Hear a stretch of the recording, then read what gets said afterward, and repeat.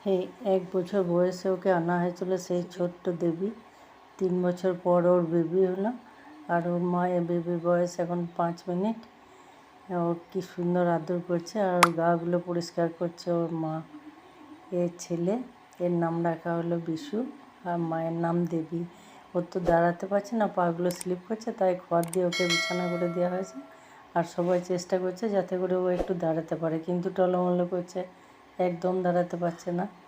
বেশ কিছুক্ষণ পরে একটু দাঁড়িয়েছে আর ওর মা পরিষ্কার করে চলছে ওকে। প্রথম কালো লাগছিল, এখন মনে হচ্ছে বেশ লাল লাল, রঙটা দেখতে বেশ ভালো লাগছে। বিশু এবার একটু দাঁড়িয়েছে, টলমলো করছে।